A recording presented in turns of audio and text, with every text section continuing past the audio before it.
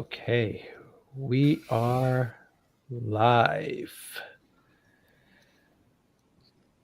Just waiting for Rockfin to give me the green light, and then we'll start. Come on, Rockfin, let me go live.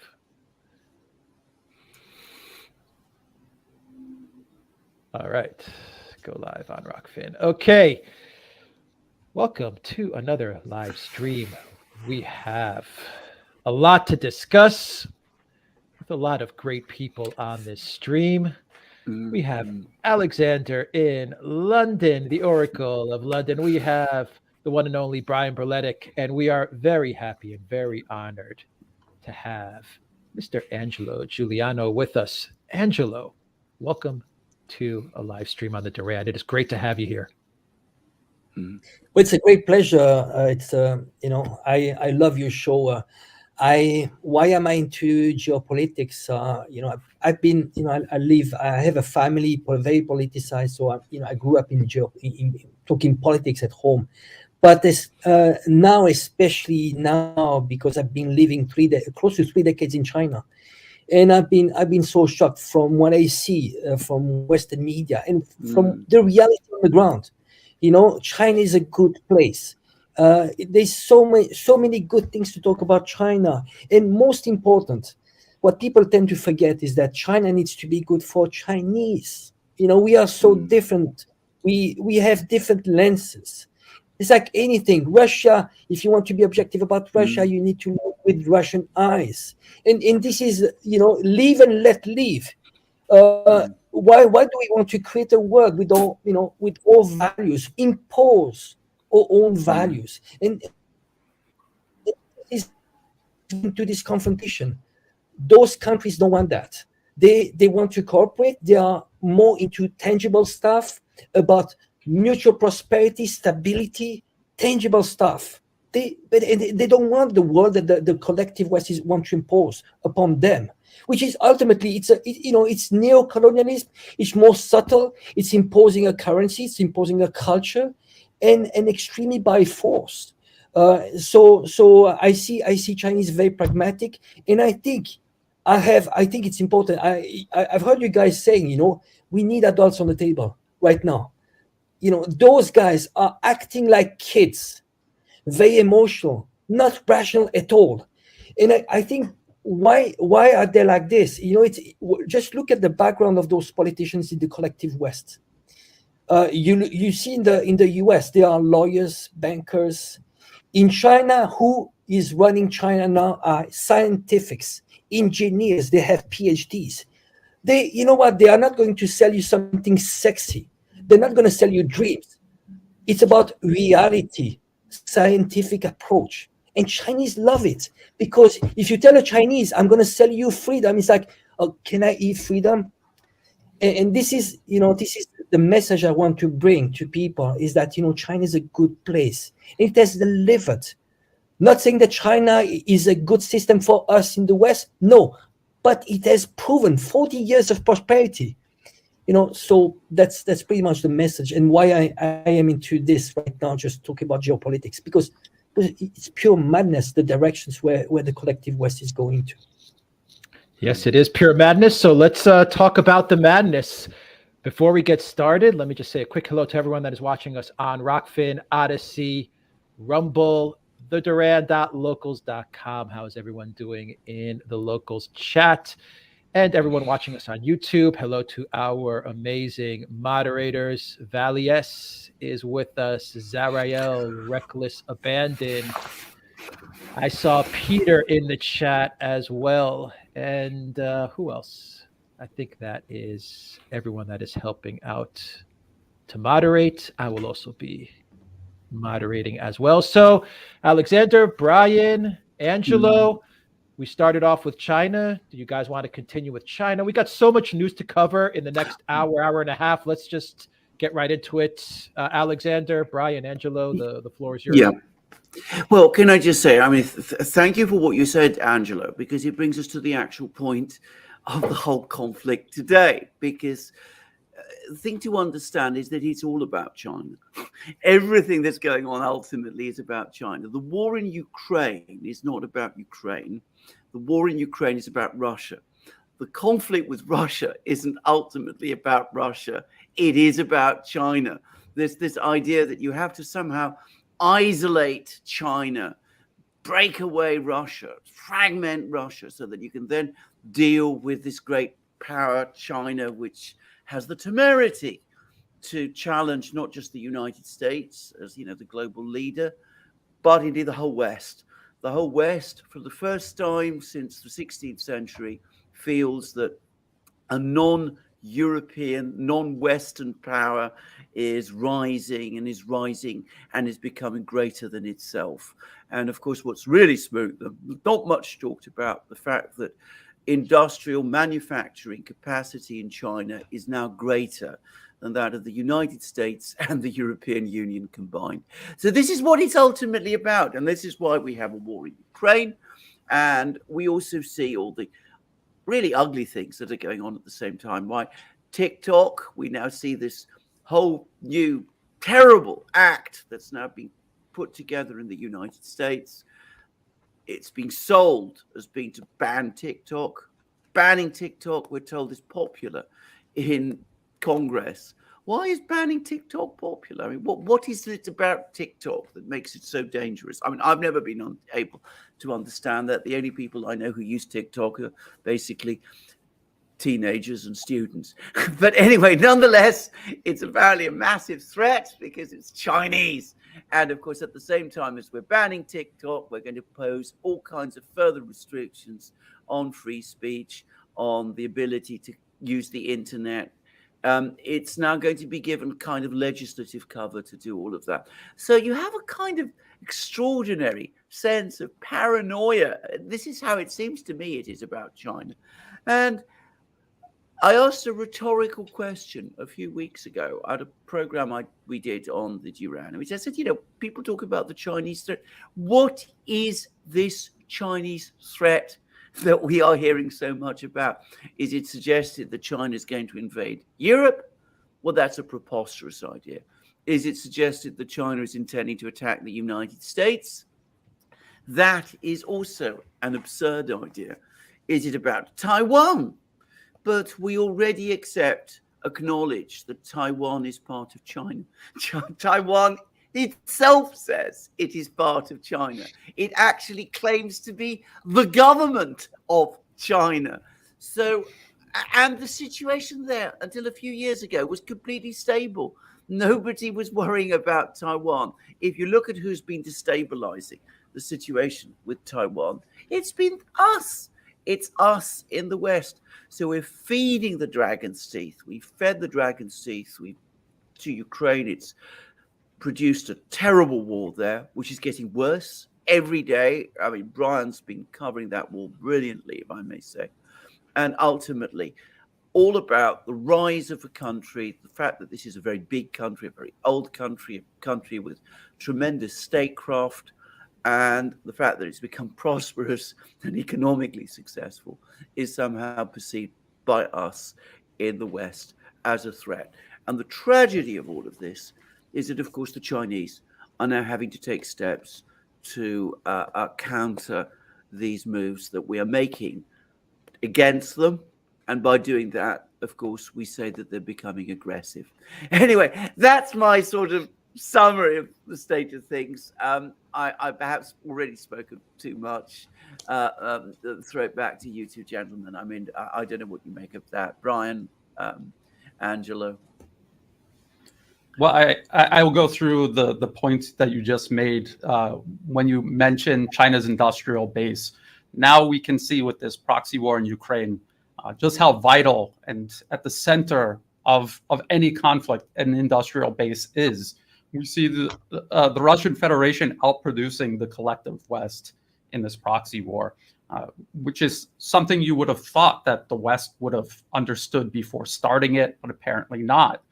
And Alexander, you did a brilliant job breaking down that Asia Times article about this confab these top U.S. foreign policy experts had about the situation in Ukraine and how badly it's going, and how they're basically coming to the understanding that they cannot win this war of attrition. And the suggestions that they were making were beyond fantasy, sending something like 1,000 Abrams tanks or creating a foreign legion when they've already done that and it has completely failed. But the one that struck me as the most bizarre and fantastical was the idea that they should start putting pressure on China and begin some sort of additional confrontation with China through sanctions. They already admit that they did sanctions on Russia. They did not work.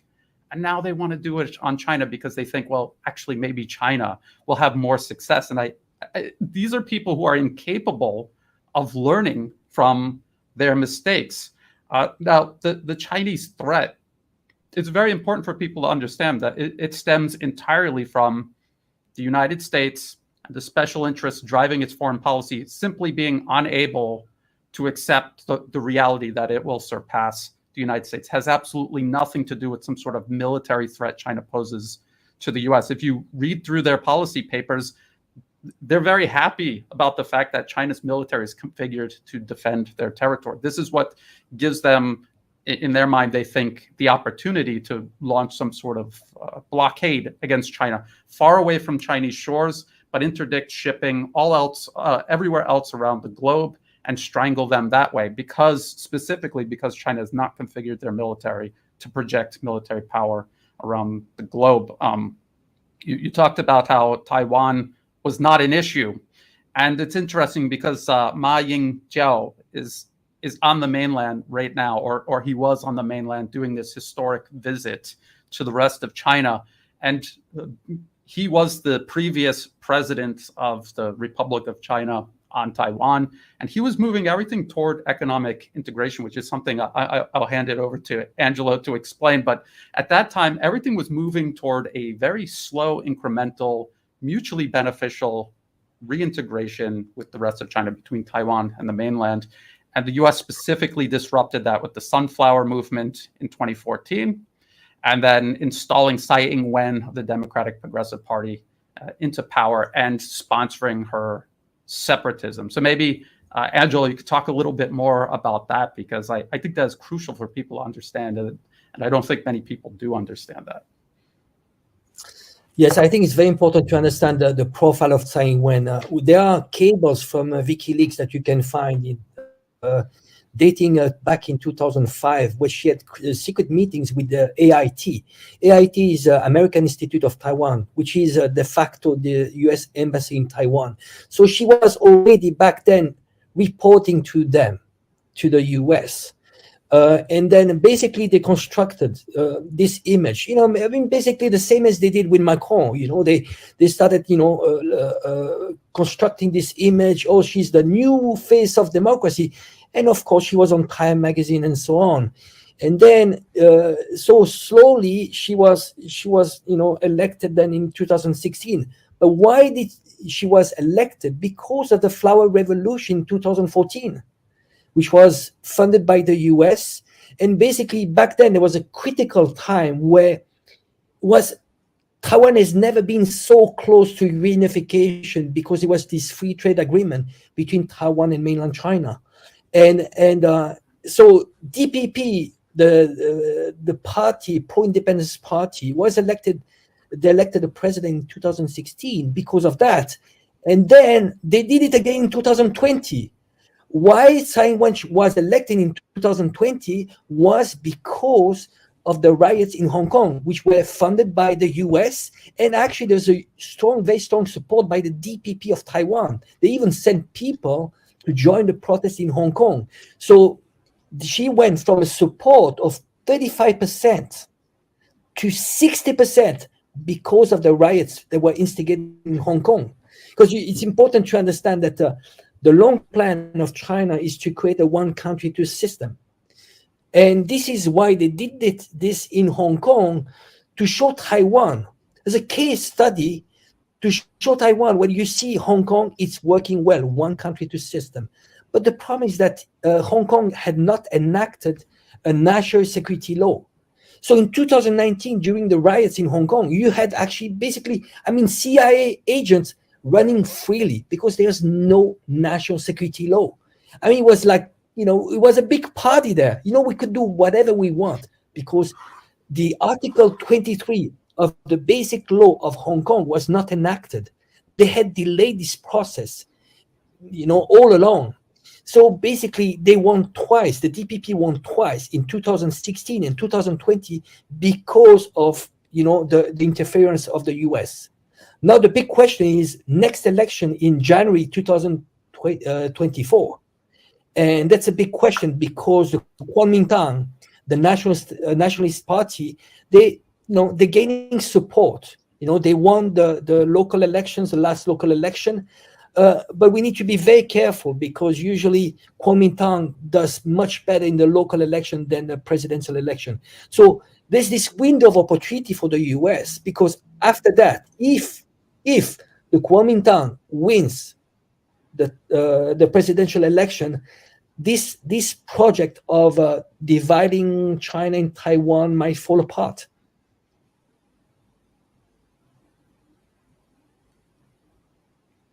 Alexander, your mic is muted. I just briefly explain that the Kuomintang is actually the original Chinese Nationalist Party, created as an outcome of the revolution that took place in China in 1911, which overthrew the monarchy. It was set up by Sun Yat-sen, a revered figure in China. He was China's leader during the 1920s. And a lot of the people who eventually came to form the Chinese Communist Party originated from the left wing of the Kuomintang movement. Now, there was a Kuomintang, and the Communist Party eventually came to blows in China during the Chinese Civil War. But the Kuomintang actually still exists in China, to the mainland China, to this day. There are still Kuomintang people in mainland China. There are still Kuomintang people in Taiwan. They all consider themselves Chinese and part of China. And of course, the reason why Taiwan became separated from China in the first place was because in 1949, when the Chinese Communist Party won the civil war on the Chinese mainland, the then Kuomintang government, which it was fighting, relocated with US aid to Taiwan and established itself there, continuing to claim to be the government of China and retaining, by the way, China's vote in the United Nations, including the UN Security Council, right up until 1971. It's a somewhat tangled history, but that is the basic background. So for nearly all of Taiwan's existence as an entity separate from the mainland since 1949, it has been deeply committed to becoming part of China again. And of course, officially, it still claims to be the government of China. And I would like to add that the consequences of Taiwan, the Republic of China, morphing into this independent country, Taiwan, the consequences of that will be exactly the same as we have seen, say, from 2014 onward in Ukraine. Before even considering the armed conflict, the way the client regime in Kiev irrationally cut all economic ties, or most economic ties, with Russia, because they were deeply integrated industrially, economically. They cut that, and their economy began cratering. That was before the armed conflict took its toll. And of course, the prospects for Ukraine's economy, non-existent. This is the exact same thing that will happen to Taiwan if the Democratic Progressive Party goes down this path. And Alexander, you mentioned that the United States basically preserved the Republic of China on the island of Taiwan. And I just want to point out to people that the concept of Taiwan being somehow autonomous or independent, it is an illusion, and it's an illusion created by constant decades of U.S. military and political support. It would not exist without that support, and if the U.S. cut that support, it would cease to exist probably almost overnight, like the client regime installed into power in Afghanistan when the U.S. left and all of its ties were cut. It ceased to exist, and I think the same thing will happen to Taiwan. And people should look at the economics of the trade of the island of Taiwan with the rest of China and how crucial that is, and how that is something that cannot be replaced with pivoting towards the U.S. and the EU. Look at the U.S. and the EU economically and now financially, and look at what has happened to the U.S. and Europe in regards to their proxy war with Russia, and just imagine how that would play out in terms of Taiwan and the proximity of Taiwan to the rest of China versus its proximity to either Europe or the United States. I mean, it's a no-brainer. And the only reason why people think that this is a viable debate to even have is because the Western media, as they always do, they are pumping information space around the world with essentially this illusion. I wanted to say, I think this is an extremely important point, because an independent Taiwan, were it ever to be established, given the strength of Taiwan's connections with China. Remember, I mean, it's been Chinese for most of its history. It's considered itself part of China for most of its history. Well, all of its history since 1949, but going back beyond that, you go far into the Chinese past when Taiwan was part of the Chinese nation. An independent Taiwan would have to be opposed to that Chinese connection, because if it acknowledged it, that would call into question its independence, the whole purpose of its independence. So the campaign that would have to happen within Taiwan to sort of change people's attitudes, to make them feel that they were no longer Chinese, the intensity of the campaign would have to be, in my opinion, multiples greater than anything that you've seen in Ukraine, given that in Ukraine there was a kind of independent Ukrainian identity, which everyone acknowledges. To try and create a sort of distinct culture in Taiwan would be massively more difficult, and it would require, I would think, enormous pressure on the population of Taiwan to achieve it, and it would certainly require a major severance in economic ties, because you couldn't allow mutual influence between China and Taiwan to continue. And of course, that is a guarantee of instability. That would be a guarantee of instability within Taiwan itself, and it would make the entire relationship with China itself, the mainland, all but impossible. So I don't personally think we're ever going to get there, because I don't think the Chinese will ever allow it to happen. But if it were to succeed, it would simply create a much bigger crisis, even than the one we have now, further down the road. Angelo, I mean, can I add something? I'd like to add something related to the identity. People have changed their perception in Taiwan, and there's a plenty of reason. One of the reasons is information space. It's been hijacked by, there's lots of funding from the US. There's a National Endowment for Democracy present in Taiwan. So the information space has been hijacked. There's another point which is very important, is that Chen Shui-bian, who's the predecessor of Tsai Ing-wen from the DPP. He was president, almost 2 decades ago. And they started, there was a new law, and they started changing history books. What does it mean? You change history books. The whole narratives of kids that come out of school in Taiwan right now, when they read history books, they learn that Taiwanese history started only in 1949.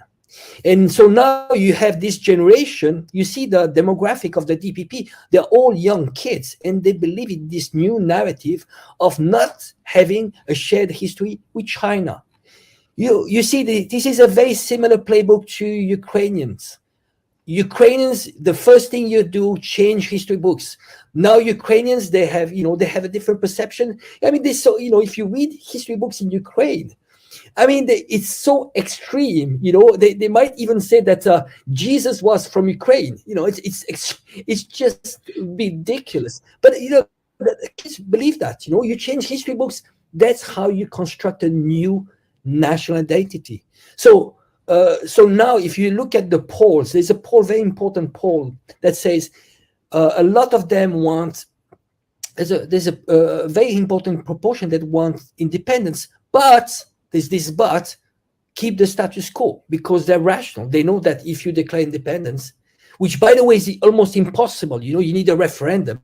It's extremely difficult to get to the referendum and then have a complete approval. So basically, but they want, there's 80% of people that want the status quo. That is important. So now I think it's about looking at what are the red lines. There's a few red lines. Declare independence, I would say, have U.S. Army troops in Taiwan, and maybe have nuclear weapons in Taiwan. There's a few red lines, but I think again, time is on the side of China. Every single year that passes by means the probability of harming China and the conflict is lower and lower. And I think China wants to. I think there's maybe an opportunity for China is just waiting that the collective West collapses. We see what is happening in Europe right now. I think there's an advanced indicator. Just think about if France falls. If France falls, more will follow. And then this whole project of EU collapses, and then the collective West is gone. Because people are starting to understand that this EU project was just a way to control Europeans, and there was a US agenda all along. Actually, there was a CIA project on the first place. I mean, all the informations are out there. Jean Monnet, Alstein, they were all paid on the payroll by the CIA. So I think things are happening, and maybe the collective West might collapse first, and this will, this confrontation might not happen in the South China Sea. Yeah, you've made a lot of points, and I think we'll open it up for discussion. But there's one point I really must make, which is don't place too much faith on opinion polls. I can remember in 2008 when NATO offered Ukraine membership of NATO. At that time, 80% of Ukrainians opposed it. They didn't want to be part of NATO. And yet, what has happened is that invitation was nonetheless made, and it's been an unstoppable or almost unstoppable train ever since, up to the point where we've ended up in a war. So 80% of Taiwanese people may say they want the status quo to remain, but that doesn't mean it will remain. The decision isn't necessarily going to be in their hands. And I just want to point out also that people have to be very careful when looking at opinion polls.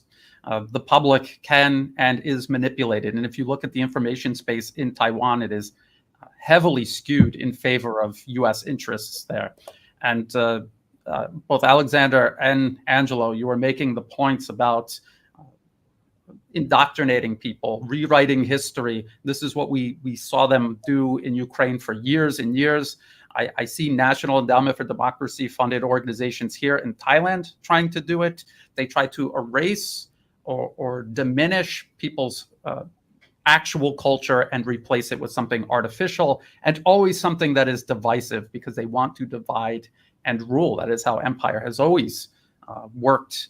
And so opinion polls, you have to look at what these people want, and then you have to think about if it is actually objectively in their best interests. And if people on Taiwan want to be independent, but it's going to completely destroy their economy, or if they support military ties with the U.S., and the U.S. openly and obviously is going to use Taiwan as a proxy, and their policy papers talk about, well, we think that Taiwan can maintain its political autonomy, but all of its infrastructure and industry will be scoured off of the island. I mean, that obviously is not in the best interests of the people of Taiwan. I think that it's important for people to understand that with enough money, and if you exercise enough control over a specific information space, you could convince people of almost anything.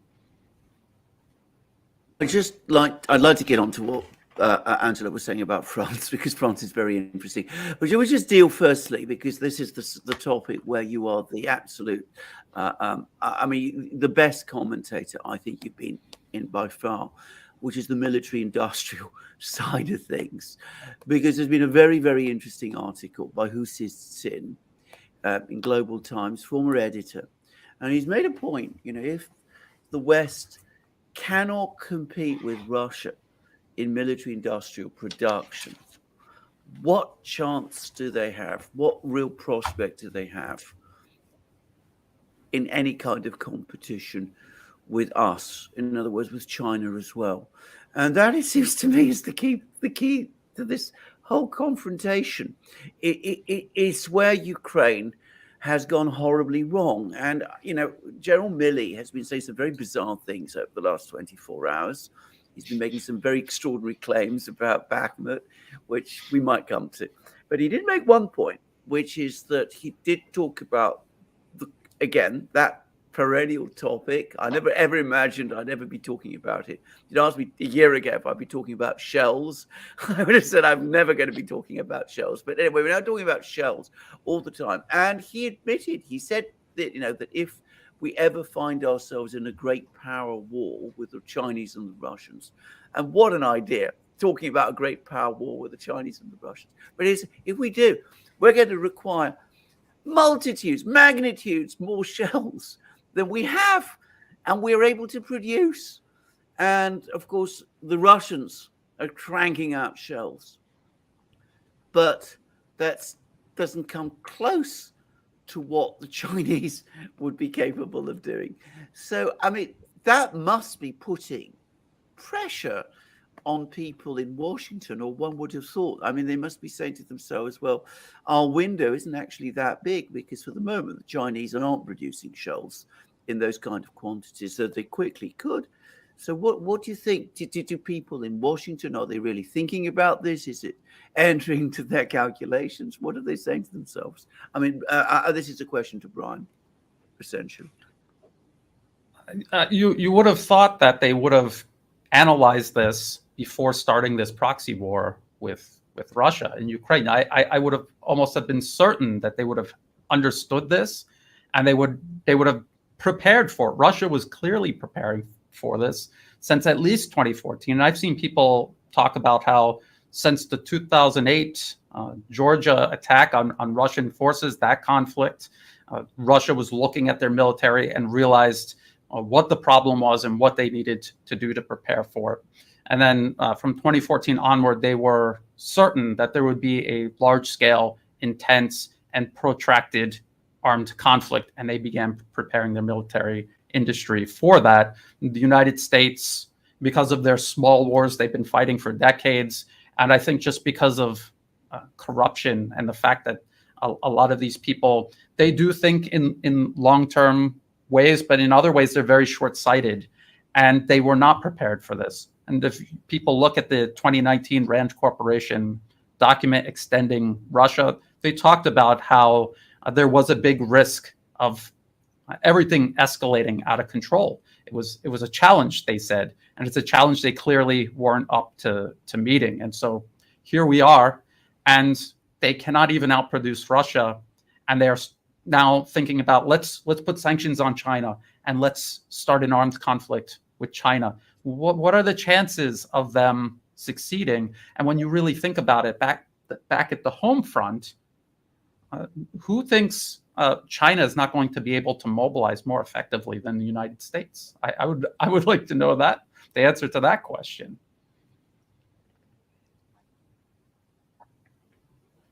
Angela, do you want to, somebody who knows China well? I mean, I've been there. I'm going to say I've only been to Shanghai, but my overwhelming impression is if you wanted to mobilize, first of all, an intensely patriotic people. That was my impression of the Chinese.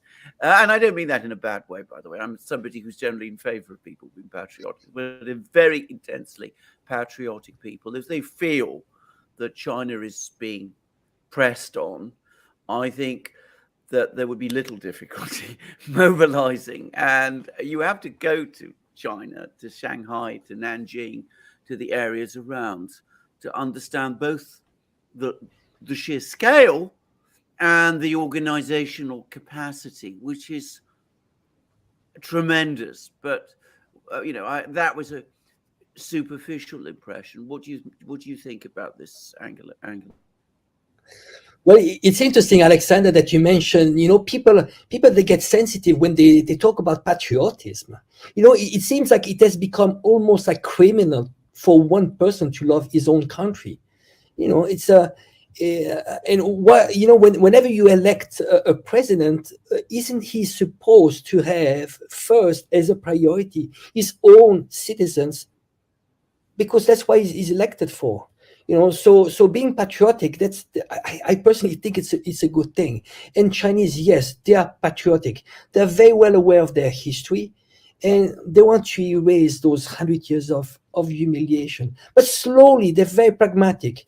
It's very interesting how people also in China, leaders in China, they think in terms of the next generation. While in the West, they are focusing on the next election cycle. They're actually working not on delivering for what they were supposed to be elected for, but they're thinking, once they're elected, how am I going to raise the funds for the next election?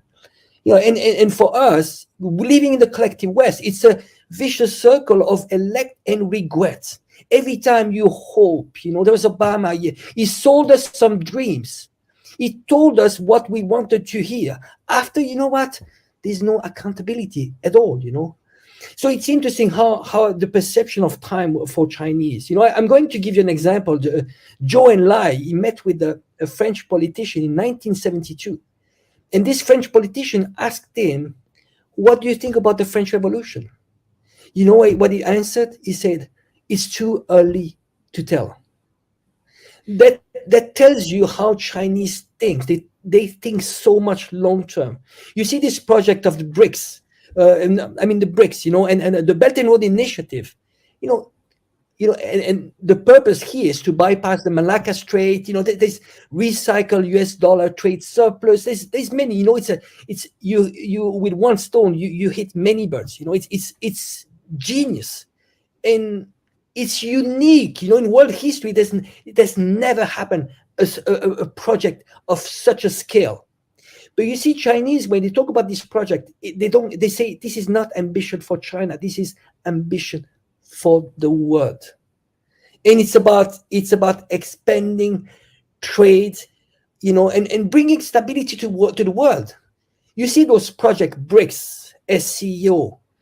It's about security, how we can avoid conflict.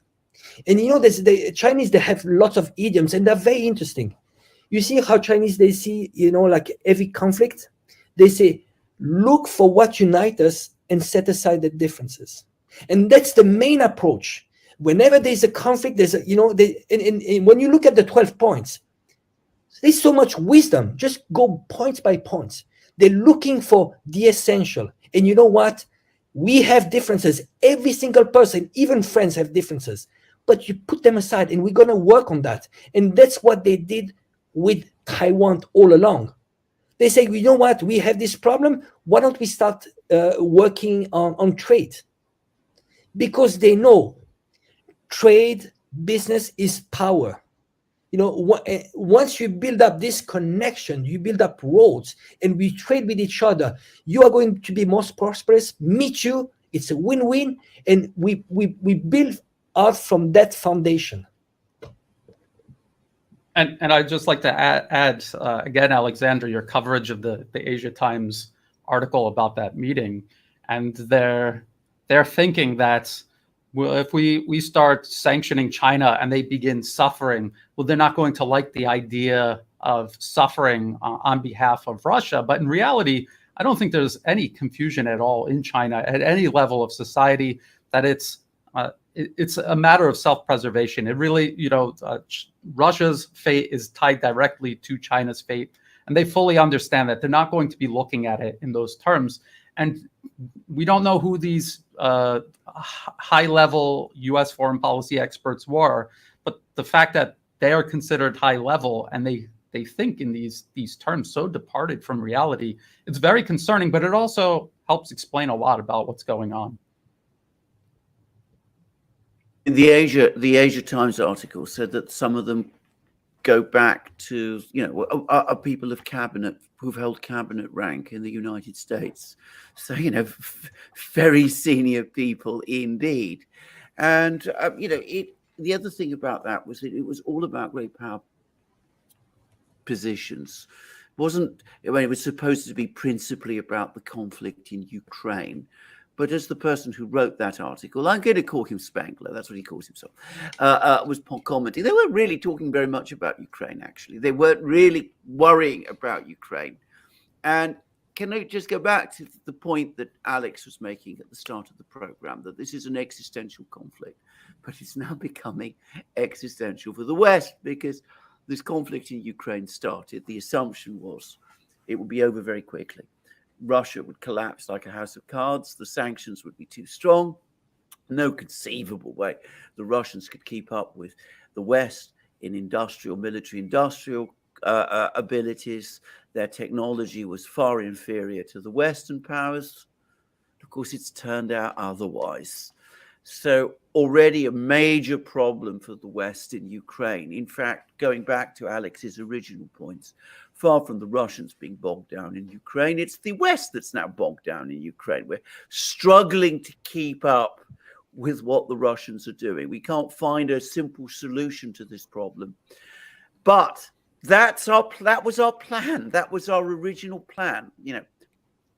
Isolate China, perhaps ultimately blockade it, block the Strait of Malacca. I was reading these already commentaries, I remember, in parts of the sort of neocon-oriented US media back in Obama's time about eventually imposing a naval blockade on China.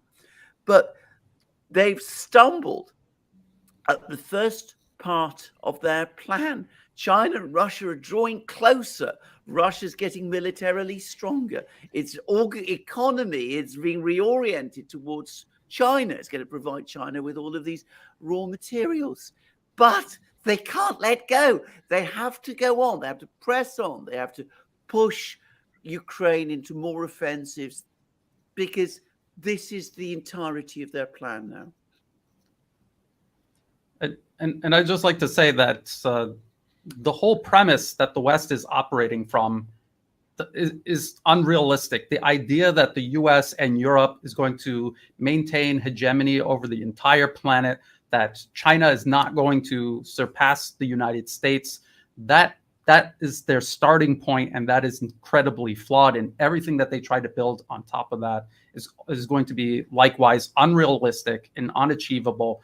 The idea that a country has 4 or 5 times more people, 3 times the industrial base, millions of more engineers graduating every single year than the U.S., the idea that somehow the U.S. is going to prevent China from surpassing the U.S., it just makes no sense. And so everything after that makes no sense, including their proxy war against Russia, which, as you pointed out, Alexander, is part of this encirclement and containment of China, isolating it and containing it.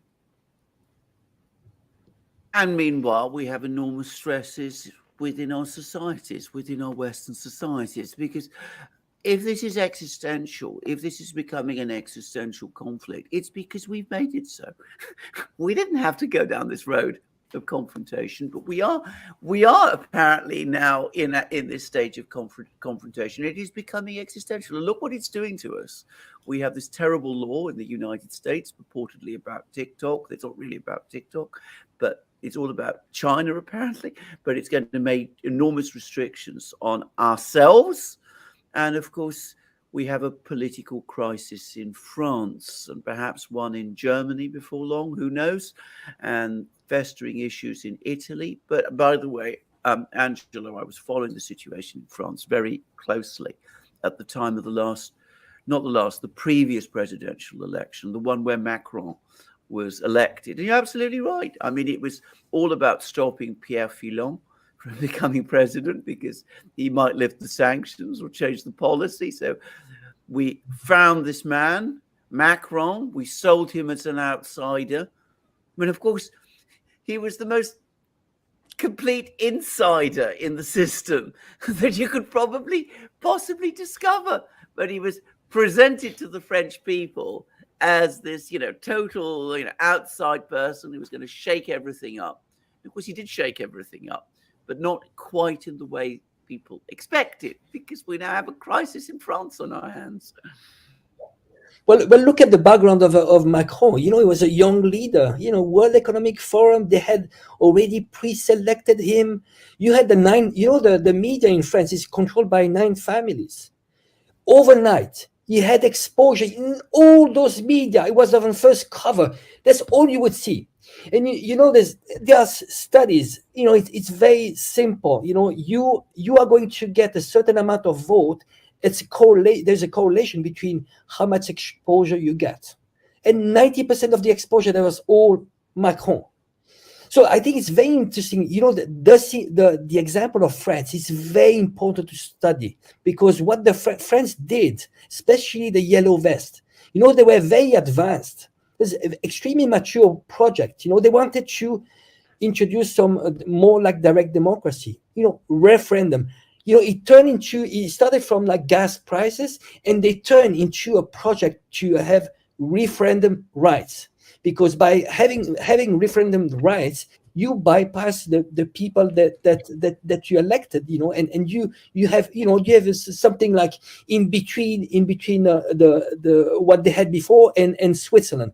Switzerland, this is why once you have this direct democracy, you empower people. You give power back to the people, because ultimately it's all about the rules of the game. Whoever writes the rules of the game controls the game. But if you look at France, those rules of the game were written by the elites. So we are giving to the butcher the rule of the game that game is supposed to protect us from the butcher. And that's what is happening. So ultimately, it's very important. That's what they wanted to do, was to rewrite the rule of the game and write a new constitution. So I think that's a good example, and I think it's very important also to see, to not only when we look at France, to look at the whole EU project, because ultimately, if you want democracy, again, democracy, you guys are Greeks, correct me, it's demokratos, it's power to the people. The foundation of democracy is sovereignty. You can be left-wing, right-wing, you can have whatever policy you want, but if you don't have sovereignty, you cannot have democracy. And this is why we actually mention a lot, myself, Brian and myself. It goes back to that. It's, do you empower people or not? But you see, France, it doesn't matter who you elect. Decisions are made in Brussels. The pension reforms that we are actually seeing right now in France, that's not Macron's initiative. That's a Brussels initiative. And they have to follow that. No matter who they elect, they have to follow that. So there's not it doesn't matter who you elect. I wouldn't vote in any EU country. Why? As long as you are into the EU, your vote doesn't matter, because everything is decided in Brussels. And what they did in Brussels, they replicated the system that they have in the US. It's a lobbying system. And they have legalized corruption. And the new name is lobbying and revolving door. You have those politicians that go back and forth, public sector, private sector, and they enrich themselves. It's enriching an elite. So the French, what they say? They say, we have exchanged one dictator, which was the king, against 1,000 dictators. That's what they did. But it's the dictatorship. It doesn't change, It goes back to always the same thing. Sovereignty. What we do, with Brian, every time it's about, when we analyze a country, it doesn't matter who actually is elected. It's about looking at Does this country have sovereignty, and is there any foreign meddling? Ultimately, whoever's the elect, that's their choice. But if you want to respect those people, just leave them the right of self-determination. And we talk a lot about the National Endowment for Democracy meddling in places like Southeast Asia or Eastern Europe, but Europe is also captured as a region. The European Union is captured, and the supposed leadership there, they're making decisions that reflect Washington and Wall Street's best interests, also maybe London's best interests, not the people of Europe's best interests. And that's also another metric. Are these decisions actually, because again, you could convince people in Europe that yes, we should throw everything into the proxy war in Ukraine against Russia. You can convince them of that, but is that actually in their best interest? And we can see that it isn't.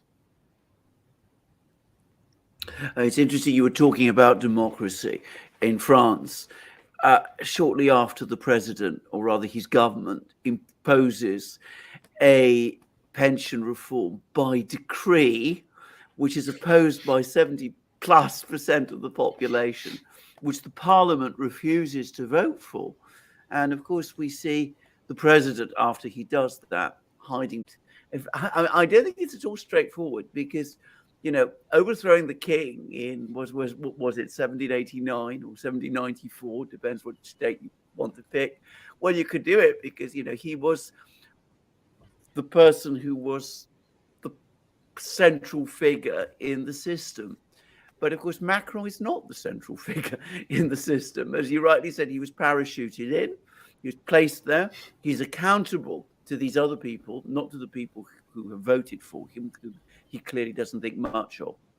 But how do you, as what you said, I mean, you have not one king now, you've got thousands of them, and they're dispersed in many places, and you can't go after them all. And of course, unless you do go after them all, which, as I said, is impossible, then I mean, they still control the levers, and they'll close the banks, they'll do all kinds of things. France would come under huge pressure if Macron fell and the pension reform were dispersed, and either Mélenchon or Le Pen were to become president. It would not be a straightforward thing to change at all. Well, it's interesting you mentioned Le Pen. I think Le Pen, there's a lot of speculation, but Le Pen was a construct image. It was a very useful opposition. So basically, you prop her up, and right before the elections, you build this image, like she's the new Hitler. She's fascist and so on. Just it was a good way just to legitimate, like Macron. So you have useful opposition, and Le Pen is just a useful opposition. She's part of the system, the same as Meloni. Meloni, she told us what we wanted to hear before being elected. Once she got elected, she was the first to criticize Ukraine war. We shouldn't get into this. Once she's elected, that's 180 degrees. You see, I didn't make the mistake of 360 degrees. 360.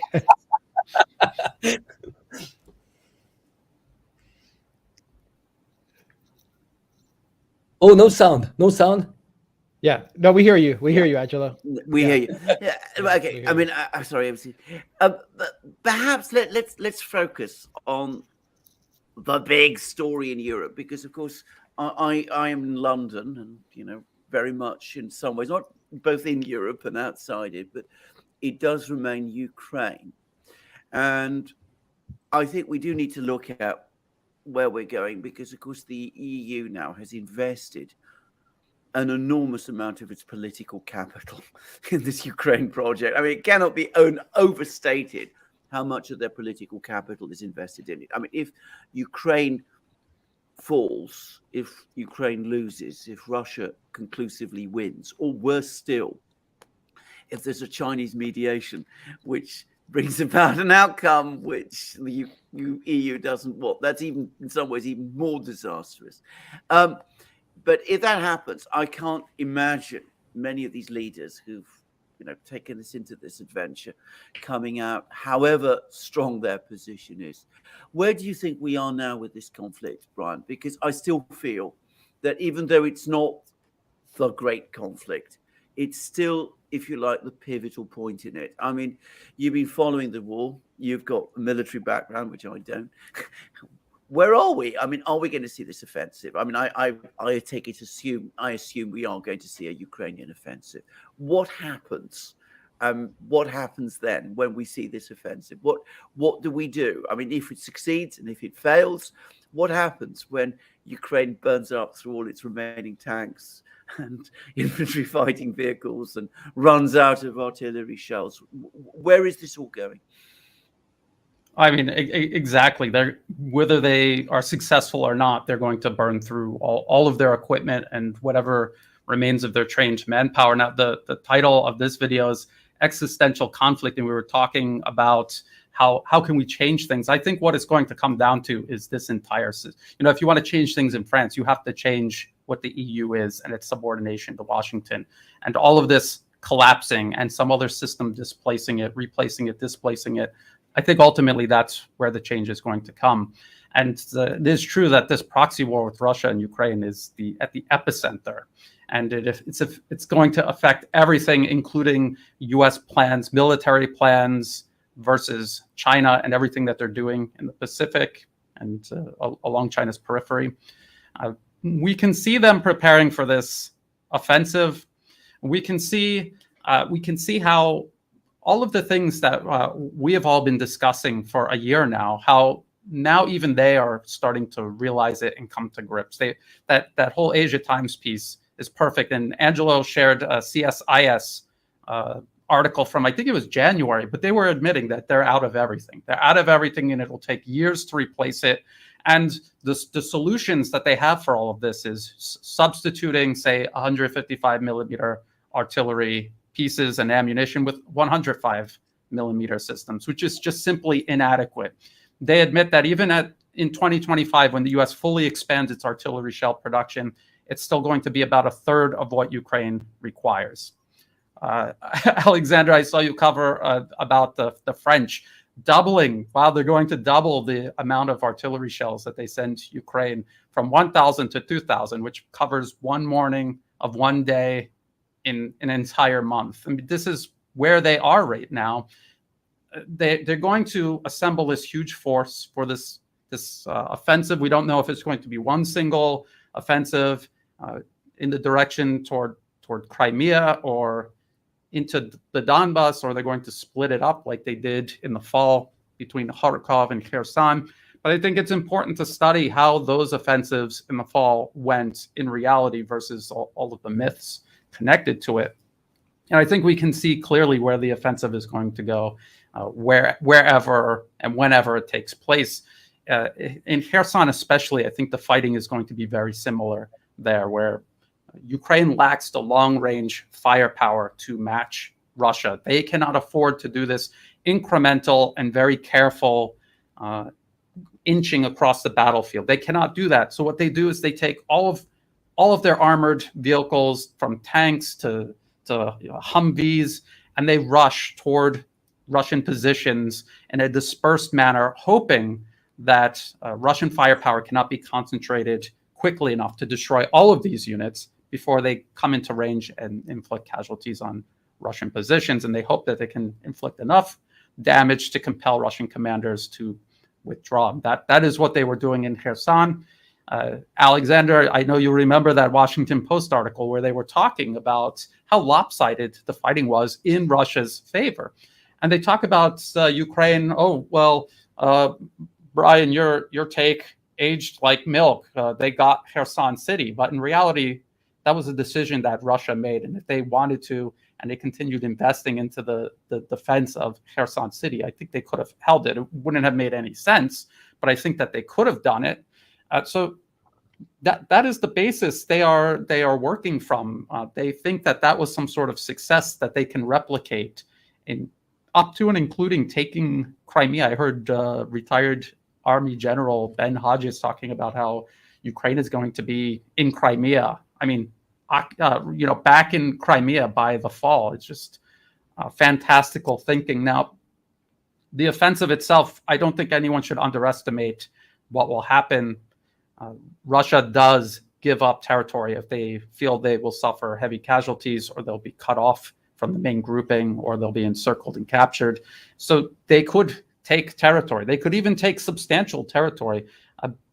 But as you were suggesting, once they're done with this offensive, they are going to have nothing left, and NATO has nothing left to give them. There is no another army's worth of equipment that they can give Ukraine. And that Asia Times article made a point that I'm starting to hear many in the West make.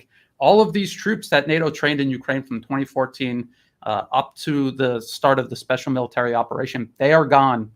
And now they're sending men into battle with 2 or 3 weeks of training, which is entirely inadequate. And just in case people don't know, a U.S. Marine, entry-level U.S. Marine, does 3 months of basic training, and I believe it's another 2 months of infantry training if they're going into infantry. That's almost half a year versus a week. 1 month of training that these Ukrainian soldiers are getting if they're lucky, and then being sent to the front. I should say we've been here before. Now, years and years ago, I mean, I don't remember this directly, but I studied US history, and I did a lot about the Vietnam War. And I remember reading lots and lots of articles that were published at the time in the Vietnam War, during the Vietnam War in the United States, about the progress that was being made. And it was all about territory, the fact that we were gaining territory, we were engaging in successful offensives. If you tracked the coverage of the war in the American media, not just up to the Tet Offensive, beyond the Tet Offensive, contrary to what many people think, you would think that it was an extraordinary progress. They were winning all the time. They were gaining territory. They were capturing towns and capturing villages and clearing areas of the Vietnamese. The fact was, in reality, the will to fight, the ability to keep going, was just draining away. It was actually a war of attrition. And I think even in 1960s, it was clear that the US wasn't really configured to fight wars of attrition. And of course, it's far less configured to fight them today. And that's the kind of war the Russians are fighting. They're fighting a war of attrition. Alexander, I want to mention one thing. How did the US manage after the debacle of Vietnam? Well, what you do, you do some cool Hollywood movies with Rambo, and ultimately, you have average Joe in the US next generation. They'll think they won that war. The same as World War II. How did you get to the point where 70 years later, the collective West is convinced that the US saved us from the Nazi? That's how you do. You are going to brainwash the whole population to say, well, we didn't lose that war. It's so outrageous, the lies they're telling us. You guys saw what even at the UN, the spokesperson at the UN, he even say, well, we don't have, there's no US personnel in Syria. And sadly, the thing is that there's such a low level of awareness. People ultimately, they learn through mainstream media lies and Hollywood, and that's how they will manage. And I think ultimately Ukraine, well, it's not going to be a debacle. We are going to manage just to turn this advantage. Because that's what they want. It's all about perception. I just want to add one thing. You mentioned Brian just before. The problem is that the military of the collective West, it has become a profit-driven, not purpose-driven. And I think the problem is also all economies. If you look at how we run our economies, which are purely inflated, we've learned through this war that actually, we shouldn't think the old version of GDP. GDP is only one metric. There's much more to an economy. You have to adjust it to purchasing power parity. And then you need to look at tangible stuff. If it's services and so on, what does service do if you are at war? Plus, I think, I don't know if Emmanuel Todd. He did some studies about like this new version of GDP. US GDP 18% is healthcare. China 6% is healthcare. but China is delivering, meaning that, the metrics are getting better every year. Longevity, people live longer in China than in the US. Longevity going down in the US. But how can you explain that you have 80% of GDP in the US that goes for healthcare and only 6% in China?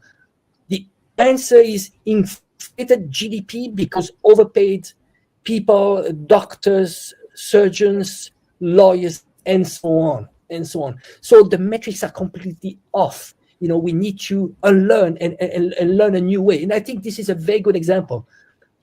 What has highlighted this Ukrainian conflict is that the collective West is not as strong. The army, the problem is that army should be for a purpose, not to make money, because ultimately it was about enriching the military-industrial complex.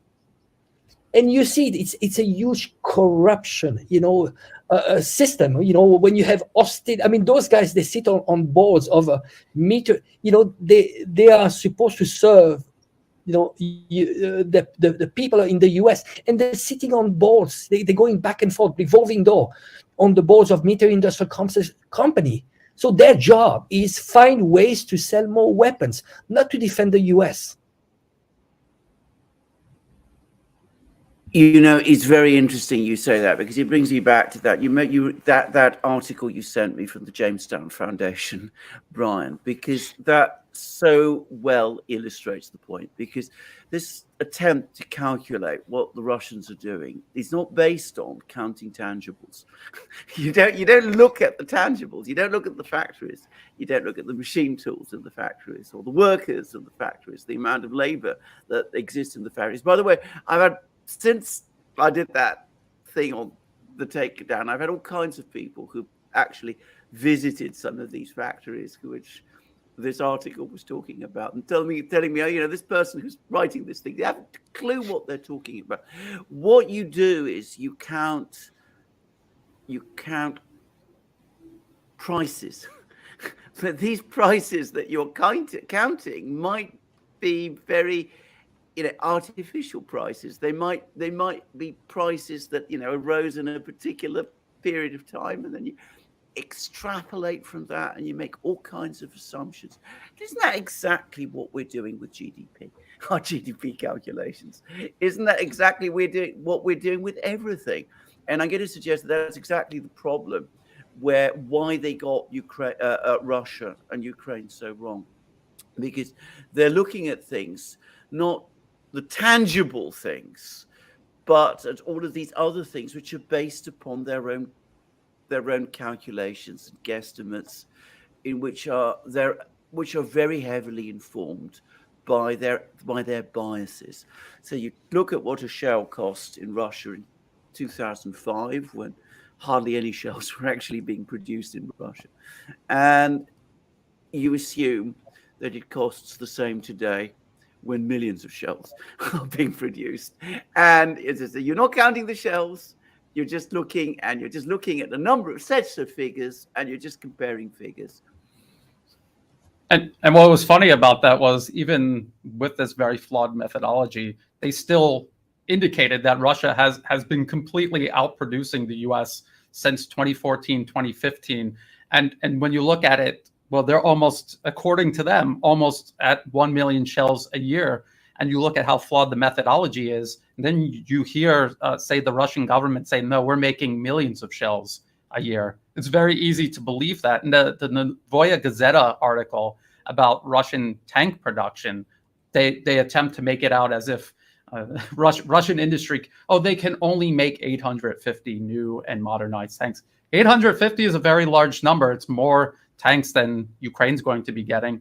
And they're all tanks that Russian crews are trained on, have been training on for years. Their technicians have years of experience maintaining them, and their logistical network solely exists to sustain them on the battlefield, versus the hodgepodge that the West is sending Ukraine, where virtually they have a category for main battle tank. That should be just a couple, maybe.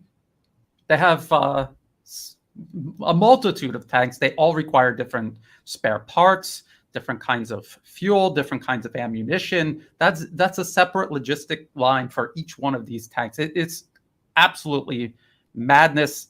The fundamentals of waging war, especially a modern war, standardization is done for a very important reason. And you see the Ukrainian military depending on almost the exact opposite of what conventional wisdom says you should be doing in a modern combat, in a modern conflict. I hadn't appreciated until I started watching you, Brian, that we have all these different types of tanks going on in NATO. That I mean, I'd assume, for example, that the Leopard 2, because it is a smoothbore gun, it's the same as the one that the Abrams uses. But apparently, it's not. It's not exactly the same. I mean, you can probably fire the same shells, but they are slightly different. And then, of course, the British have a rifled gun, which is completely different from everybody else's. I mean, a year ago, I said a tank gun's a tank gun. I had no idea of all of these differences. Completely different machines. The French have their Leclercs, the Americans have their Abrams, the Germans have their Leopards 2s, the British have their Challenger 2s. I mean, how has it happened? I mean, how have we got such a tremendous hodgepodge of production of practically everything, different types of infantry fighting vehicles? I mean, these armies, I can't believe that they were ever really configured for genuine war. That's what I can say about that. I mean, maybe the US Army to some extent was, but these European armies, I mean, it hardly makes sense any longer to talk in that kind of a way. It goes back to what Angela was saying. These weapons were produced principally for profit. You have industrial groups in Britain, in France, they need to produce tanks, Germany even more so. So, of course, we, instead of having, a single standard of tanks, we all go for different types of tanks, and heavens knows, logistics, which is something I have some experience of. And you're absolutely right. You need uniformity in logistics. Well, all that goes out of the window. NATO's a business. NATO's a business, guys. It's just one big company, and it employs a bunch of people, and they gotta keep that business expanding and making money and get the government many different product lines, different brands, new markets. Got to go to get Finland and Sweden and Ukraine and Georgia, Moldova. It's a business. Yeah, it's interesting how how they do marketing, how they've been using actually marketing in politics. They've applied to everything. Actually, they want to turn us just into consumer, the same as we consume goods. We are going to consume politicians. But I think I'd like to mention one thing. I don't know what you thought about this, but I have the impression that what we're living now is it's a bit similar to Yalta. When at some point the war was not over, but they were already preparing the world of tomorrow. I have the impression with all those moves, we see so many moves. You have Saudi Arabia joining SCO. We have BRICS. You have lots of interest, money, which is the central point, US dollar. We see like de-dollarization happening and so on. And I have the impression that, outside of the collective West, they are already preparing for the world of tomorrow. And in reality, what is happening in Ukraine is a very small part. The big picture is happening outside. And sadly, the collective West, when you read, you watch the media, mainstream media, they don't see it happening. But the new world has started. This new multipolar world has started. But nobody's talking about this in the collective West. I would actually disagree about that. They're starting to talk about it, and they're becoming very nervous about it. You won't find it everywhere. You won't find it. I mean, The Guardian doesn't talk about it, for example. I mean, they're on a completely different planet from everybody else about these things. But you are starting to see increasing numbers of commentaries talking about this. And I mean, the rise of China has spooked them. Of that, no question at all. Because coming back to what you were saying before about controlling people's perceptions, you lose a war, but you pretend you won a war. You can do that if you're able to control the entire information space. And in order to control the entire information space, you need the power that goes with that. If there are other powers that are greater than you, that starts to become very, very difficult. And so that's made them much more nervous than I've ever seen them to be before. Also makes them, I have to say, more dangerous. We are starting to see in the Financial Times, Wall Street Journal to some extent, parts of the American media a little bit more.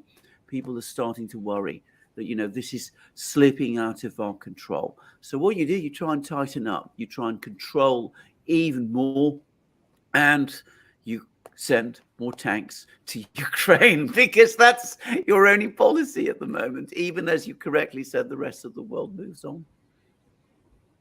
And the fact that them sending more tanks to Ukraine, they're talking about all other kinds of weapon systems that they should send to Ukraine, but they're missing this fundamental problem where you cannot just send a new weapon system into a country for an army that has never used it and just expect them to be able to use it. Yeah. Quite clearly, they cannot. I also, not to keep going back to that Asia Times article, but I think it is a good reflection of how the collective West's leadership is looking at this. They're talking about we should be giving them weapons to strike deep inside Russia. And at the same time, one of them admits that Russia could mobilize up to 1.7 million reservists. Do they not understand that by attacking deep into Russia and causing real damage and stirring up the entirety of the Russian population is going to, it'll be a gift to Moscow, enabling them to mobilize even huger numbers of men when otherwise it would be very politically difficult for them to do so. So they continue to paint themselves into this corner further and further.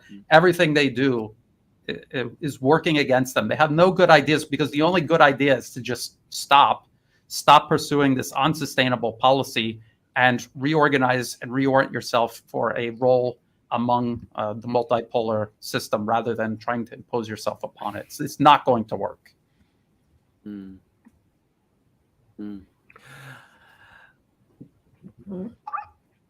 I just wanted, because we've just had a comment which I'd like to respond to, which is from somebody called Bulakov, which is not to be a negative Nelly, but shouldn't we acknowledge that long term, the collective West will be able to outproduce Russia, both in military production and a population base to recruit from? In theory, yes, they could do that. In practice, very, very difficult to do. And can I just say, there's been a very interesting article in the Financial Times on precisely this very, very point.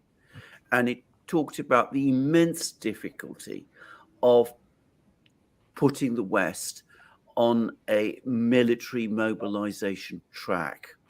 And it pointed out that in order to do that, you'd have to change the entire structure of the Western economy and of Western society. And this article made the point that Western commitment to war, to maintaining the sort of sinews of war, has been in decline since the 1950s. So that in real terms, Reagan was already spending half of what Eisenhower was spending on military production. And of course, it's fallen an awful lot more since then. In order to change that round, in order to put everybody on a kind of mobilization track in the West, in order to assemble the kind of reserves, in order to put the industrial base on a different lines, that would be a titanic effort that would take decades. And that's just Russia. I mean, if you throw in China, which already has a bigger industrial base than the West already has, it's not going to happen.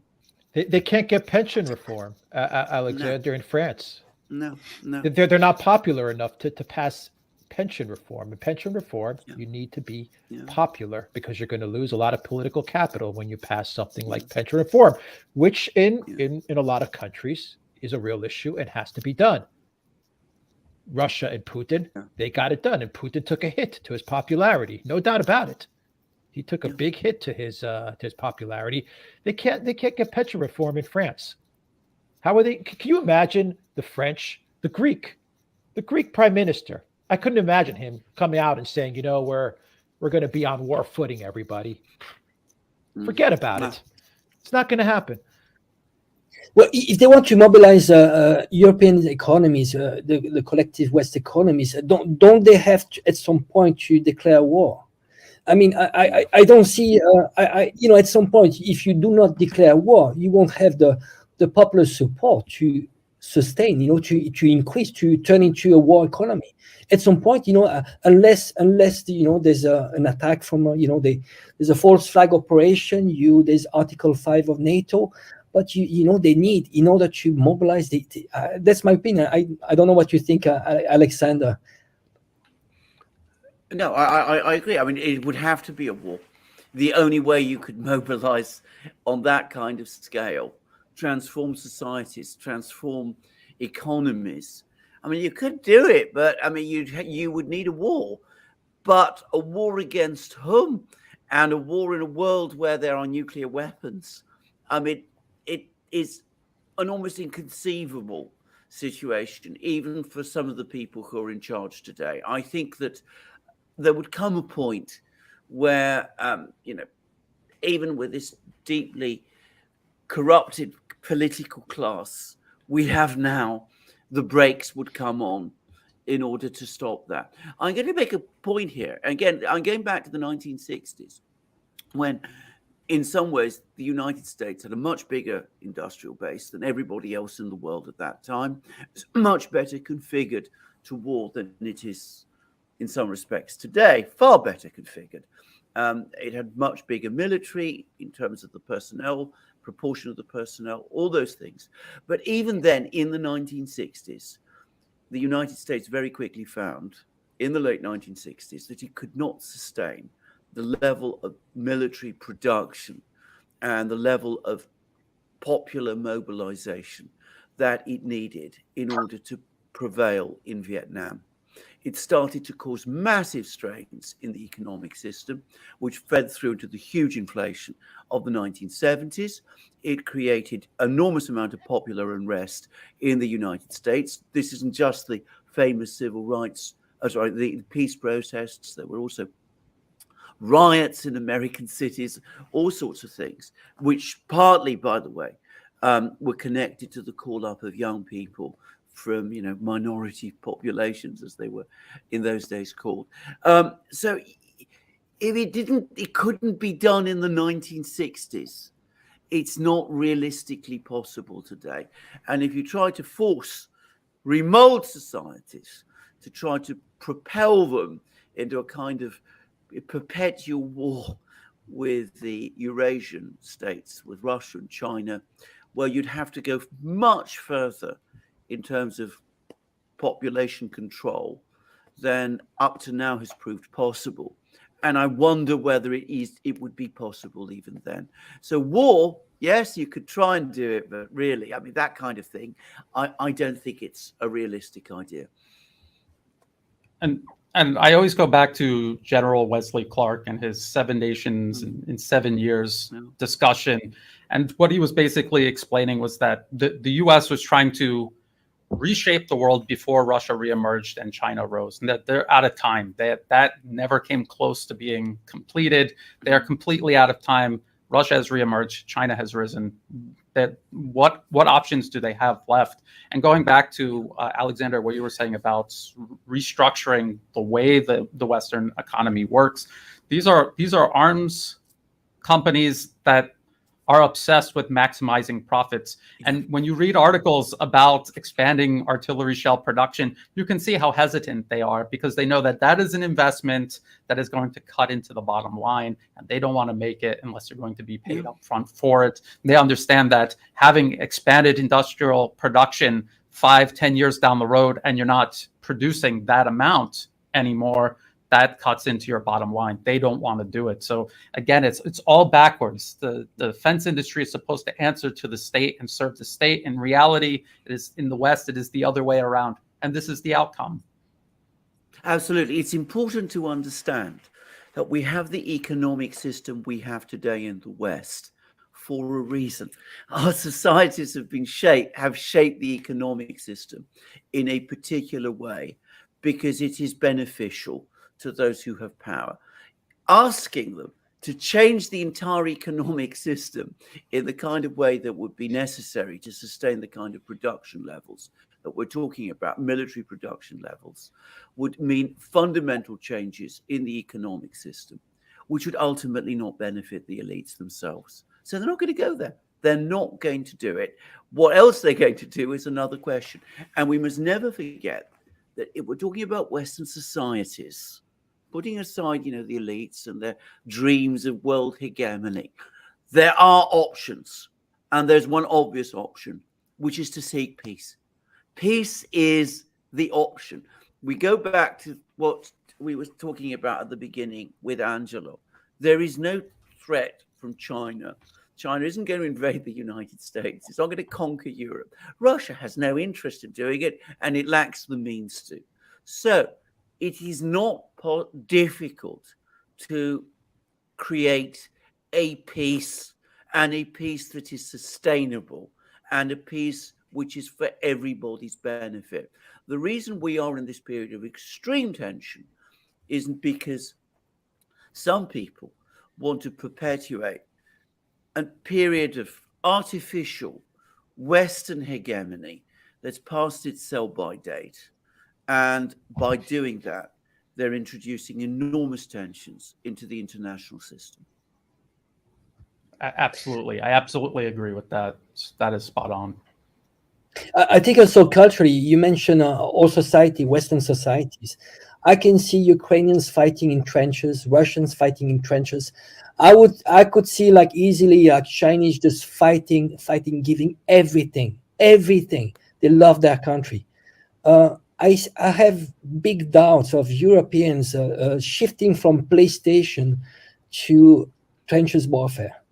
I mean, it's because it's not tangible. It's not tangible. What is the experience? What is the experience they have with war, disconnection? In Russia there's another history. There's 27 million people that died during World War II.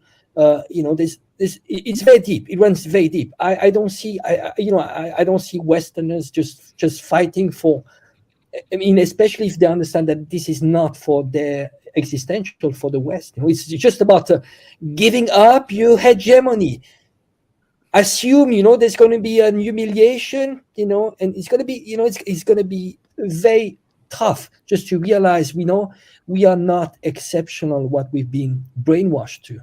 There's another world out. But if they give up their hegemony, Angela, I completely agree with you. But if giving up their hegemony is not about the U.S. people giving up their hegemony, and Alexander brings up this point all the time. The U.S. people, if the citizens of the U.S., if the dollar is not the reserve currency, the people of the U.S. eventually will be better off because the government is going to have to focus on domestic issues. It's going to have to live within its means, and it's going to probably, most likely, focus on the lives of the American people. Who loses the hegemony? The NGOs, the universities that are funded with the money printing, the think tanks in DC, the neocons, the projects for a new American century, the Lincoln projects, whatever they're called, the neoliberal globalist projects, the regime changes, the color revolutions, the NATOs, the weapons purchases. For them, this now has become existential. This is now an existential. No, absolutely. I want you to point out, it's very important that, it's not, we are talking about the elites. I think the first victim of this is people in the US. They're already victims of their own government because, they are not empowered. They are victims of their own government, which is not working for them. I think it's just, we in the West we have to solve our own problems at home. That's the problem. Why don't we start solving our problems at home? This is why, for the path it is taking, it's out of love. A lot of people, they will call us Russian shields and so on. No, it's not true. I love so much my country, but when I look at the direction it's taking, it's suicidal. It is suicidal. At least we have a task to tell our own citizens, our own people, let them know just don't go into this direction. We are not actually being attacked. We are the one attacking. Look at our history. We have 40 years after World War II. How many invasions we did, illegal invasions. Ukraine, what is happening in Ukraine, that's peanuts compared to what we did. Yeah. And we were talking about Westerners going into Ukraine and fighting. We kind of got a little preview of that with the so-called International Legion, all the dysfunction and the fact that they ended up fighting each other more than they ever were fighting the Russians. In some cases, they weren't even fighting the Russians. They were just stealing money and stabbing each other in the back. And it's kind of a reflection of what has been done to Western society, because as Angelo said, one of the first victims of you could call it U.S. imperialism, the corporations, how they prey on the planet. They're also preying on the United States, the public in the U.S. as well. And all of this, they do the divide and conquer. Overseas, they use the NED. They do the exact same thing within the U.S. Find all of the little fault lines to get people divided and distracted, so they can keep moving the agenda from one administration to the next for decades to where we are right now. Yeah, Angelo, you were spot on when you mentioned about how societies are educated or indoctrinated to hate or to go to war, to do all these things. What the neocons found in Ukraine, what they cultivated in Ukraine, was a population that was willing to get into the trenches and fight. That's what they created over the last 8, 15, 20 years, however long it took them to create this culture of a people willing to go to battle with the Russians, to be that battering ram against the Russians. And they found that. And now they're using that. But that's what they have. They're not going to get the Greeks to do it. They're not going to get the Italians to do it. They're not going to get the French to do it. So they have to use the Ukrainians, because these are the people that they've been educating over so many years to hate the Russians. That's why they poke around Eastern Europe as well. That's why they go on and on about Poland and Hungary and Romania, because they're trying to create that same sense of hatred, that same feeling, that emotion of hatred towards the Russians, because they think to themselves, well, when the Ukrainian military is demilitarized, as is the Russians' goal, well, who do we have next? And they got a little taste of that in Poland when Poland tried to put together that huge army. And Brian, you've talked about this, and Alexander, you've talked about this. They tried to mobilize, and it wasn't working, because there was a large part of the Polish population which was like, no, we're not going to go fight in the trenches to go after the Russians. For what? Why? I mean, people despise them. My feeling on all of this is that if NATO, if the US could have fought the Russians in Ukraine, they would have already have been there. But they know they can't fight there. They can't win. People don't want them to go there. So now they're poking around. They're trying to find other societies, other cultures, other countries. Who can we get to go in there and fight? And they've got nothing. That's my sense of it. I could be completely wrong, though, but I don't know what you guys think. I think they don't have any other options left other than what they have right now, or what they're training in the UK or wherever else, Czech Republic, whatever. I agree, and I'm going to say something else. I mean, going back to that Asia Times article, you saw it. I mean, this is one of the reasons why they're so angry, because, I mean, they sense that this is their last throw. I mean, it was what Brian was saying a couple of programs ago on his channel, that this offensive is their last-ditch effort. I mean, beyond that, they're out of cards to play. And I think that is absolutely correct. One thing I have to say about this, which is the other thing, which I would mind if Brian commented about this. One of the things that's been profoundly shocking to me over the course of this year is that American generals, and I really mean, American military officers, the chairman of the Joint Chiefs of Staff, the defense secretary, who is, after all, a former general, can just go forward and straightforwardly lie about something as important as war. I mean, I would never have believed that was possible. But I cannot believe any longer that, I mean, listening to Milley's his last comments, I can't believe any longer that he really believes most of what he's saying. And I think fundamentally, I think he knows, just as Alex said, that the game is almost up. They cannot physically, militarily, or economically win, but psychologically they're incapable of losing. And just look at the proxy war in Ukraine against Russia, and then look at the U.S. proxy war against the Syrian government and how that went. And I think there's a lot of similarities. I also think that the state of the U.S. military occupation in eastern Syria, the very precarious situation that they are in right now, that is a reflection of how weak the U.S. is militarily around the globe. They have to save certain capabilities for this war they're preparing for with China that they can't afford to commit to any kind of intervention in Ukraine or Syria. And now they have to pick between maintaining their occupation in Syria or the entire Middle East. That is right now, that's basically their keystone, holding everything up there. Give that up, or give up their proxy war in Ukraine against Russia. And it may actually be possible that they can't do either. So I think it's important for people to understand that. And General Milley, he can't tell the truth. I mean, he's not telling the truth because he can't tell the truth. What is he going to say to the public? We're out of weapons. We're done in the Middle East. We probably just sank the EU, and it really doesn't look good for fighting China either. I mean, he could say that, it's true, but politically, he couldn't get away with doing that.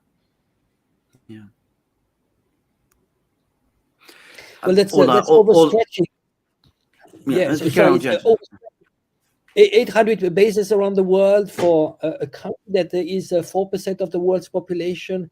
And you see, I think if you really look at spending, even though the US outspend the next 10 countries in military spending, if you are just in purchasing power parity, and if you look at all the corruption and the overstretching, when you have 800 bases around the world, that costs a huge amount of money.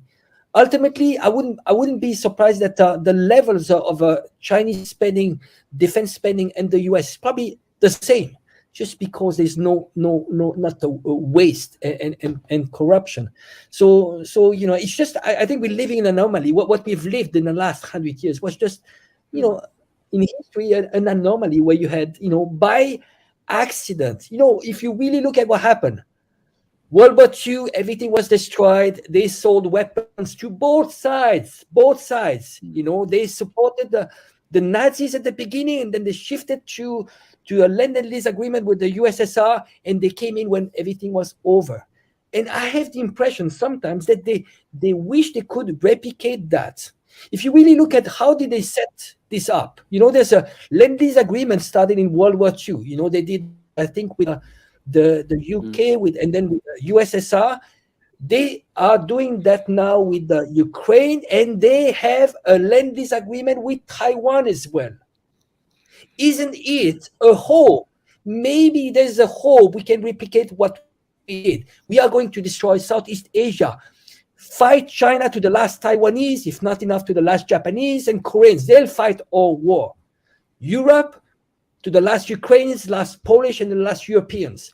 In the meantime, we are going to supply, we are going to finance, and we'll come out when everything will come in when everything is destroyed. This may be a hope. It's a replica of what they did in World War II, where they emerged with 50% of the world's economy. They had 75% of gold reserve. Is there maybe a hope of maybe we pull that off on World War II? Maybe we can do it. And I have sometimes also, I don't know what you think about this, but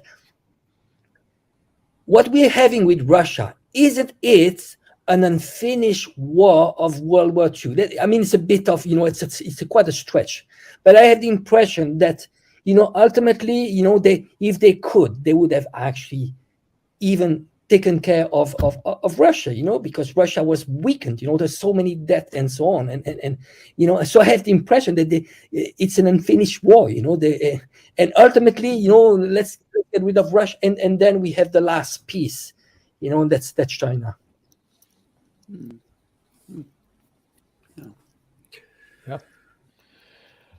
Agreed. Do you guys want to wrap it up? We've been going for an hour and Yep. 40 Yeah. minutes. Before we wrap it up, I do have two questions that I would just, one to Brian and one to Angelo real quick, and then we'll wrap it up. Brian, I'm not sure who asked these questions, but they stuck with me through the live stream. The first one to Brian is, how come Russia doesn't create another front in Ukraine from the Sumy area, from the north, moving down towards Kiev? I think right now at this point, they want to concentrate their manpower and their equipment.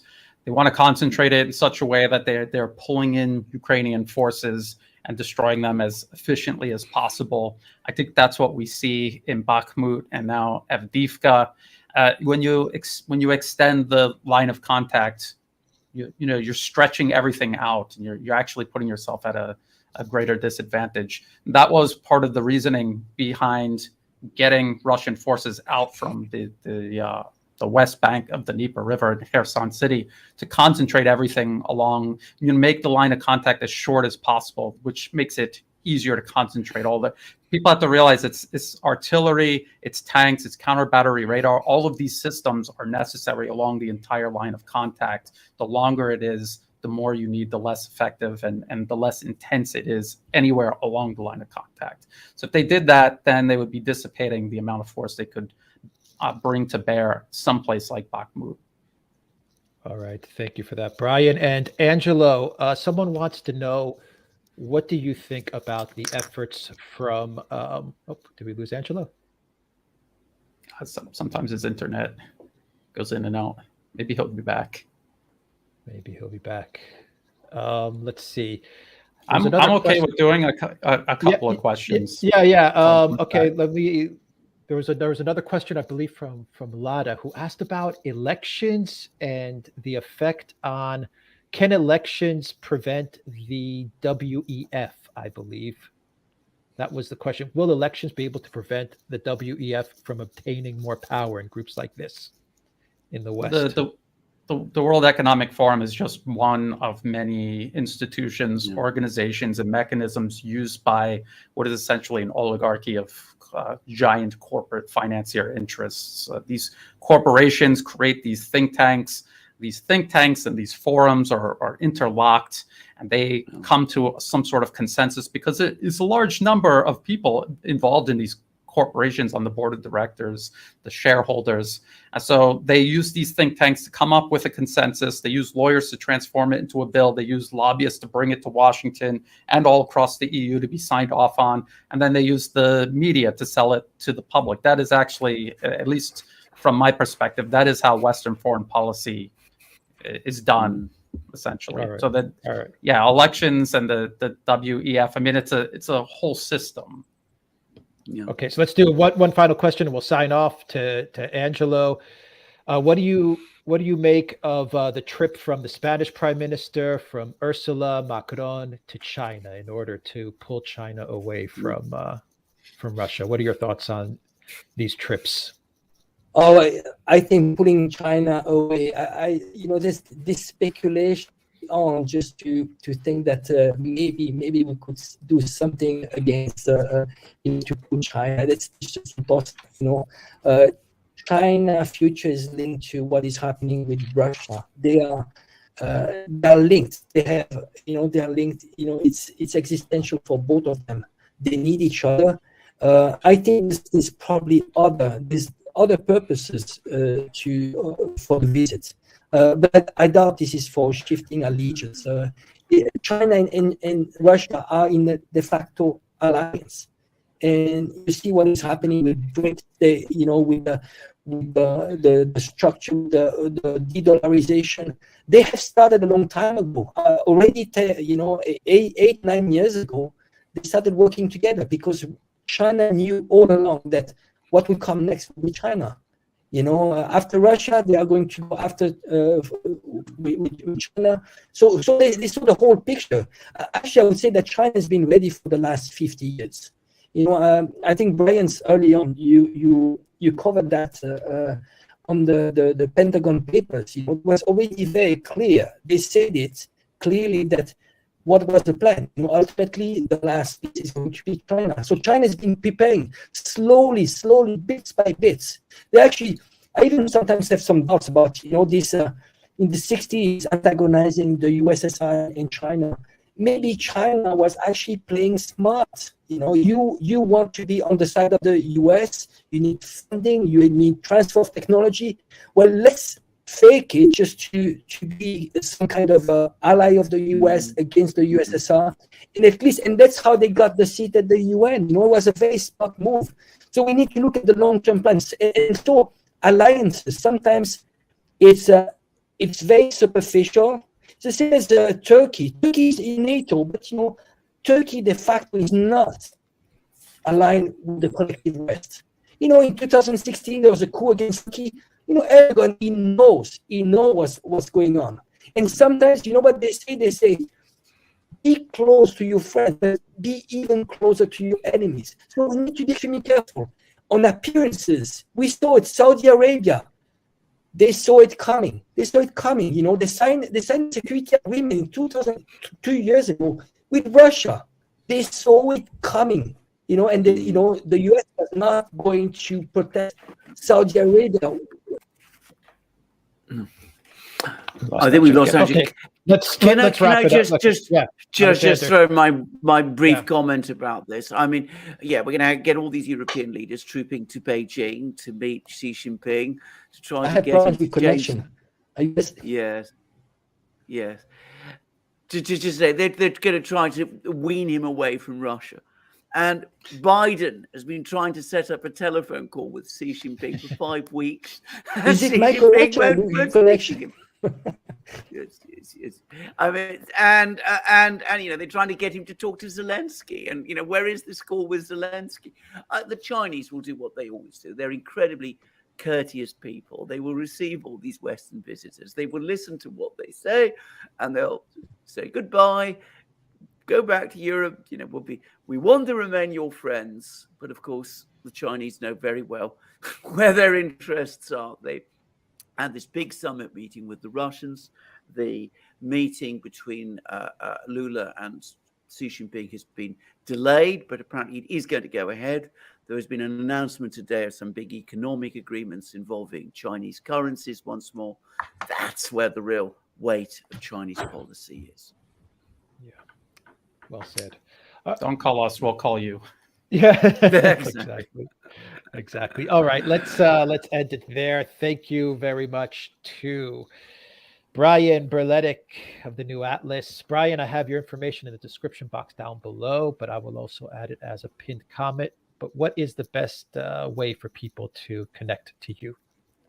I just search in YouTube, the New Atlas, and then in the video description of every video is all the other ways you can find and follow my work. And thank you so much for having me on. It's always an honor and a pleasure. Thank you very much, Brian and Angelo. Thank you so much for joining us on this live stream. Angelo, is there any way for people to connect to you? Well, I will answer for him. I will say that we do live streams every Friday or almost every Friday. And in the video description of those videos on the live tab on YouTube, you can find all of Angelo's Twitter, YouTube, and everything else there. Usually what time are those videos? London time, around there. Yes. Okay, great. So, like great. Definitely watch those live streams. They're fantastic. They are on the New Atlas. It's Brian and Angelo, and they cover just about everything that has to do with geopolitics. A really, really great live stream.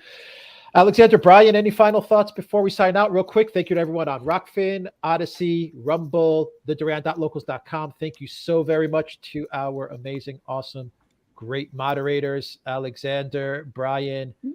Final words before we sign off for the day? Well, I'm just going to repeat a point that I've just made. I mean, there is an option, there is an alternative, and that is to seek peace.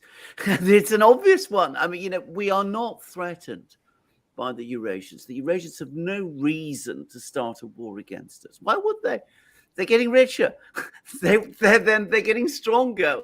They don't need to start a war with us, and we don't need to start a war with them.